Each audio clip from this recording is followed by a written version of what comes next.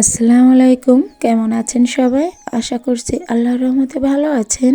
আলহামদুলিল্লাহ, আমরাও ভালো আছি। আমার আরও একটি ব্লগে আপনাদের সবাইকে জানাই স্বাগত।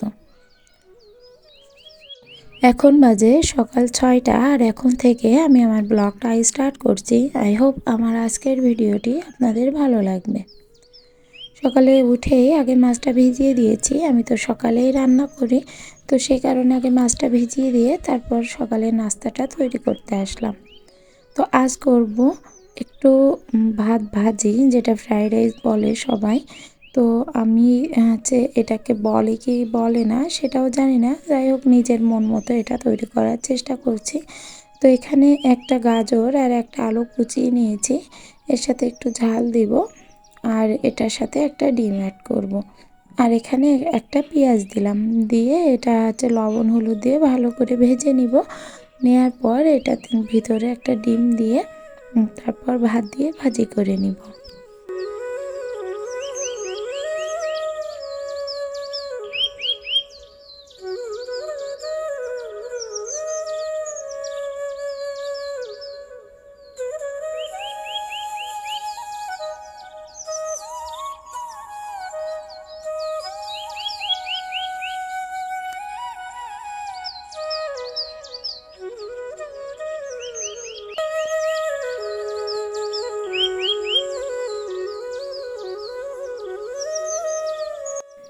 আজ সকালে রুটিটা করলাম না, আটাটা দেখছি ফুরিয়ে গিয়েছে।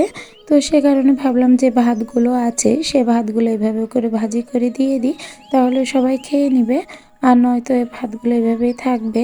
আর এর সাথে যদি তরকারি কিছু দিয়ে খেতে দিই শুধু ভাত, তাহলে সকালকের খাবার তেমনভাবে কেউ খেতে চাবে না, বলবে যে খেতে ভালো লাগছে না। আর শীতের সকাল বলতে তো ভাত খেতেই মন চায় না।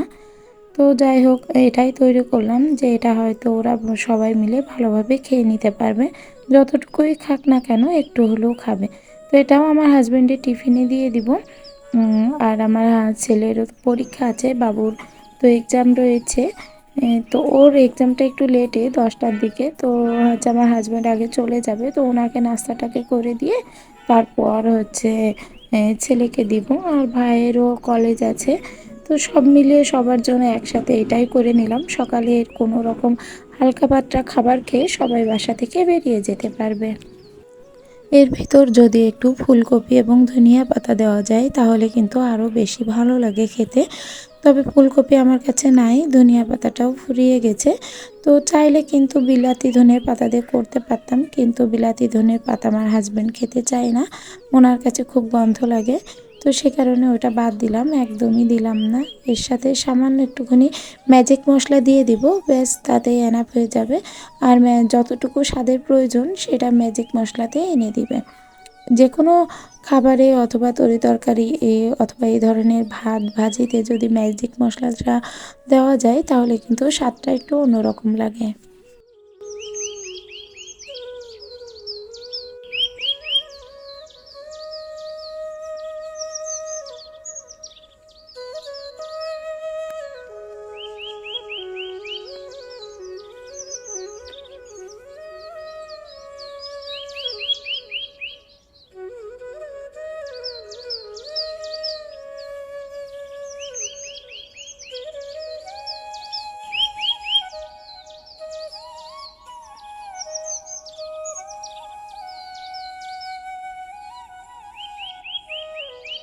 বাবুর ভাতটা খুলে নিয়েছি আর এটার ভিতরে সামান্য একটু ঘি দিলাম, যাতে গরম গরম ঘি দিয়ে খেতে বেশ মজা লাগে। তো সেই কারণে ওকে দিয়ে দিচ্ছি। আর ওর ঘি খাওয়াটা বেশ প্রয়োজন, ও এমনিতেই তো অসুস্থ থাকে। আর ঘিটাতে অনেক পুষ্টি আছে, দুধের যত গুণ সেটা তো ঘিতেও পাওয়া যায়। তো সে কারণেও ছোটোবেলা থেকেই ঘি খাওয়ায়।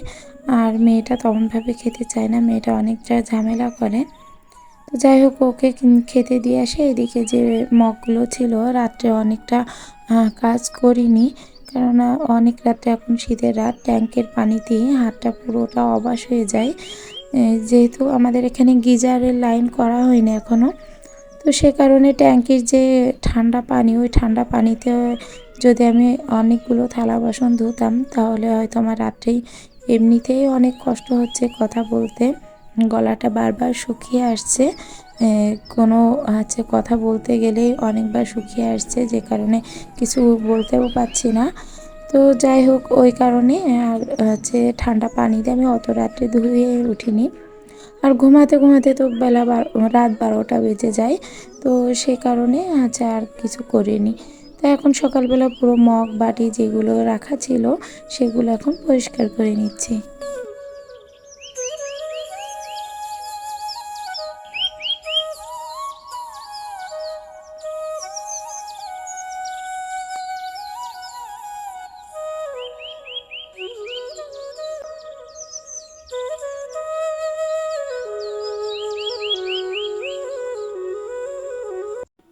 আমাদের কাজে তো কোনো সীমা নেই, একটা থেকে আর একটা কাজ। তবে এই কাজটাকে যদি সহজ করতে হয় তাহলে কিন্তু আমাদের নিজেদেরকে আগে ভেবে নিতে হবে যে আমরা কোন কাজটা করব আর কোনটা করব না। যেমনটা আমি গতকাল মাংস রান্না করেছিলাম, তবে এবার ভেবে রেখেছিলাম যে আমি তার পরের দিন কি রান্না করব। তো আমার একটা আইটেম করে রেখে আমি যে সাপ্তাহিক একটা চার্ট করে রেখেছি আমি কোন বারে কী কী রান্না করব। তো এই চার্টটা যদি করে রাখেন আপনারাও, তাহলে কিন্তু বিশেষ করে রান্নার আগে চিন্তা ভাবনা করতে হয় না যে আমি কী রান্না করব আর কি রান্না করব না। তো আমি ওই চারটায় প্রত্যেকটা দিন কী কী খাবো, 2 দিন পর মাছ, তার 2 দিন পর মাংস, তার 2 দিন পর ডিম, আর তার 2 দিন পরে একটু নিরামিষ ডাল ভাত, এভাবে সাজিয়েছি। তবে প্রত্যেকটা সপ্তাহ জুড়ে আমার মাছ, মাংস, ডিম এবং নিরামিষ সবগুলোই কিন্তু খাওয়া হয়, আর অরুচিও হয় না।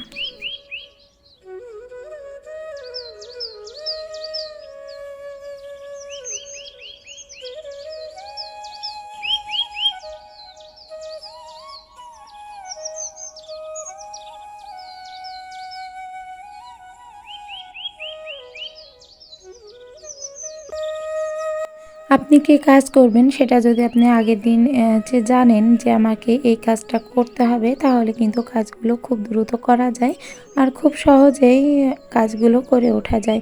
কিন্তু কখনো যদি ভাবি যে আমি এটার পর কি করব, এটা কি করব, এমনিতেই তো অনেকগুলো কাজ থেকেই থাকে, সংসারে ভাবার সময় হয় না। তবুও আগের দিন যদি ভাবি যে আমি এই কাজগুলো গতকাল করেছি আর এই কাজগুলো আগামীকাল করব, এভাবে যদি প্রত্যেকটা দিন আমরা একটু হিসেব করে চলি, তাহলে কিন্তু আমাদের প্রত্যেকটা কাজ কমপ্লিট হয়ে যাবে, আবার নিজেদেরও কষ্ট লাগবে না। তো আমার রান্না কমপ্লিট হয়ে গেছে। তো আজ রান্না করেছি কচুরলতি দিয়ে মাছ দিয়ে চচ্চড়ি করেছি। আর আমার হাজব্যান্ড একটু কাকলে মাছের ঝোল খেতে চেয়েছিলেন, তো ওনার জন্য একটু কাকলে মাছের ঝোল, সাথে একটু রুই মাছও দিয়েছি কয় পিস। আর রান্না করেছি উস্তে ভাজি। উস্তেটা দেখছিলাম একটু শুকিয়ে যাচ্ছিল, তো সে কারণে ভাবলাম যে না, একটু করে রাখি, যদি খাবে, না খাই ফ্রিজে উঠিয়ে রাখবো, পরের দিন খেয়ে নেবে। আর নয়তো ওইটা ওইভাবে রেখে দিলে জিনিসটা আরও নষ্ট হয়ে যাচ্ছিল।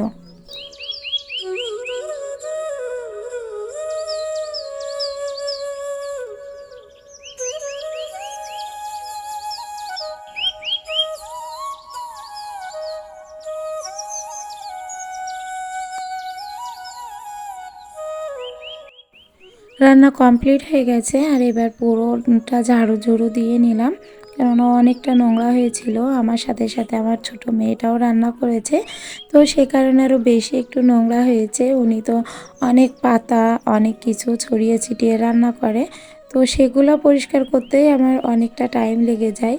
তো যাই হোক, ছোট ছোট হাতে এই যে টুকিটাকি কাজ শিখছে, কিভাবে কাটতে হয়, কিভাবে আম্মু রান্না করছে, তারপর এটা কি হয়, ওইটা কি হয়, সেগুলো পুরোটাও দেখে আর নিজেও একটু ট্রাই করে। তো এভাবেই আস্তে আস্তে হয়তো শিখবে, যেহেতু মেয়ে মানুষের প্রত্যেকটা ঘরের কাজ একটু একটু করে শিখতে হয়। আমি যখন ছোট ছিলাম আমার আম্মু আমাকে দিয়ে কখনো কোনো কাজ করাতো না, তো উনি সবসময় আমাকে অনেক উঠায় উঠায় মানুষ করেছে। তো তার পরিপ্রেক্ষিতে দেখা যাচ্ছে আমাকে অনেক সমস্যার সম্মুখীন হতে হয়েছে। তবে নিজের মেয়েটাকে অত আল্লাদি দিয়ে অবশ্য মানুষ করি না। মাঝে মধ্যে ওকে বলি তুমি এটা এনে দাও, তারপর এটা এনে দাও, এটা কাটো, এভাবে কাটতে হয়। আস্তে আস্তে খেলতে খেলতে ও শেখাটা শুরু হয়ে যাবে। আজ অনেক দিন পর অনেক ঘরের কাজকর্ম গোছালাম, আর গুছিয়ে বেশ মনটাও ভালো লাগছে। কেননা বেশ কিছুদিন ধরে আমার হাজব্যান্ডও বাসায় ছিল, ভাই কলেজ ছুটি নিয়ে বাসায় ছিল, আর আমার ছেলেটার তো পরীক্ষা। এখনকার পরীক্ষা বলতে যে কি হয় সেটা আমরা পুরো গার্জিয়ানরাই জানি। যে কারিকুলাম উপলক্ষে যে মানে কারিকুলাম যে পদ্ধতিটা চালু হয়েছে, সেইটা আর কি বাচ্চাদের উপরে ভীষণ পরিমাণে প্রভাব ফেলছে, আর বিশেষ করে গার্জিয়ানদের উপরে আরও বেশি।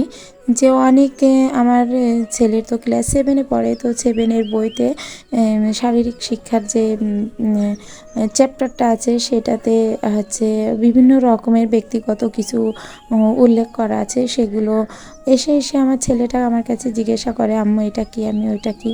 তো আমি লজ্জায় কি বলবো সেটা তো বলতে পারি না। তো ওনাকে হচ্ছে ছেলেটাকে আর কি বোঝাই যে বাবা এটা তো আমাদের সময় ছিল না, এর সম্পর্কে আমি কিছু জানি না। তো অনেকদিন পর দেখুন অনেক ময়লা মানে ঝাড়ু দিয়ে তারপরে নিয়ে আসছি। নিয়ে এসে এটা হচ্ছে খুব অল্প টাইমের মধ্যে পরিষ্কার করতে পারি আমি আমার ঘর। তো বাবুকে হচ্ছে আমার মেয়েটাকে বললাম তোমরা একটু 2 ভাই বোন হেঁটে এসো রাস্তা দিয়ে, তো আমি রুমটা একটু পরিষ্কার করে তারপর তোমাদেরকে ডাক দিব। তো ওদেরকে বাইরে বেরো করে দিলাম, দিয়ে নিয়ে পুরো জাস্ট 1 ঘন্টার ভিতরে আমার ঘর পুরোটা কমপ্লিট করা হয়ে গেছে। ঘর গোছানো, 2টা রুম বেড গোছানো, তারপরে যে কাপড়গুলো ছিল কাপড় পুরোটা আজকে হচ্ছে বাস্কেটের সমস্ত সব কাপড় ঢেলে ভাঁজ করে গুছিয়ে আবার রেখে দিলাম। তার উপরে হচ্ছে ঘর টর ঝাড় দিচ্ছি, একটু ঝুল ঝাড়িয়েছি, তারপর রান্না তো করা হয়েছে।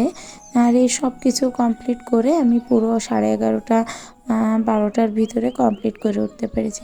রান্নাটা যদি না থাকতো হয়তো আরও দ্রুত পারতাম। ঘর গোছাতে জাস্ট 1 ঘন্টা সময় লাগছে আমার, আর সাথে তো রান্নাটা করতে একটু বেশি লাগছে। আর মেন সমস্যা যেটা সেটা হচ্ছে আমার মেয়েকে খাওয়াতে গেলে, সেটা আমাকে 2 ঘন্টা সময় দিতেই হবে তার খাওয়াতে গেলে। আমার আজকের ভিডিওটি যদি আপনাদের ভালো লেগে থাকে তাহলে প্লিজ একটা লাইক দিতে ভুলবেন না। আর যদি চান আপনাদের এই বোনটি একটু হলেও ইউটিউবে জায়গা করে নিক তাহলে প্লিজ চ্যানেলটি সাবস্ক্রাইব করে যাবেন, আর এই বোনটির পাশে দাঁড়াবেন, সাপোর্ট করবেন। তো আমার ভিডিওতে কখনো যদি কোনো কিছু ভুল হয়ে থাকে তাহলে প্লিজ কমেন্ট করে জানাবেন। আপনারা যারা ফেসবুক থেকে আমার এই ভিডিওটি দেখছেন তাহলে অবশ্যই আমার পেজটাকে ফলো দিয়ে যাবেন।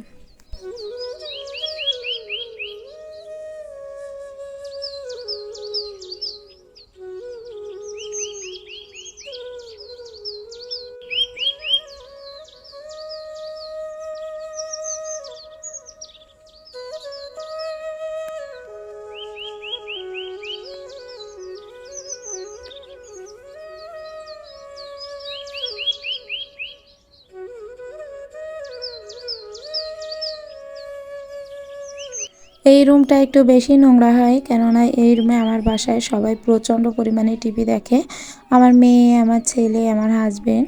তো প্রত্যেকের একটা ভিডিও অন্তত আমি করে রেখেছি যে প্রত্যেকের হাতে কি পরিমাণে জিনিসটাকে, একটা আমার ছেলে নিয়ে বসে থাকবে, একটা আমার ভাই নিয়ে বসে থাকবে, আমার হাজবেন্ড থাকবে একটা নিয়ে, আমার মেয়ে থাকবে একটা নিয়ে, আর আমি তো নিজে আছি ইউটিউব করার ক্ষেত্রে ফোনটা নিয়ে।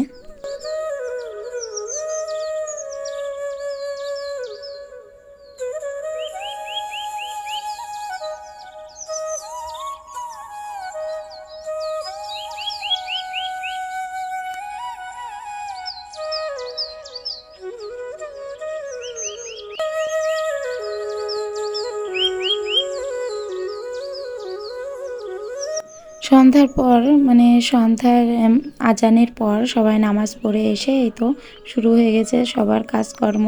সবাই ল্যাপটপ নিয়ে সামনে বসে আছে, আমার হাজব্যান্ড এবং মেয়ে দুইজনে কার্টুন দেখছে। হ্যাঁ, আমার হাজব্যান্ডও প্রচুর পরিমাণে কার্টুন দেখতে পছন্দ করে। আর এদিকে আমি নাস্তা তৈরি করে নিয়ে চলে আসছি, একটু পিঠা তৈরি করলাম। শীতের সন্ধ্যায় একটু পিঠা না হলে মজা লাগে না। তো যাই হোক, আমার আজকের ভিডিওটি আমি আর বেশি বড় করছি না, এখানেই শেষ করছি। দেখা হবে নতুন কোনো ভিডিওতে, ততদিন ভালো থাকবেন, সুস্থ থাকবেন, আল্লাহ হাফেজ।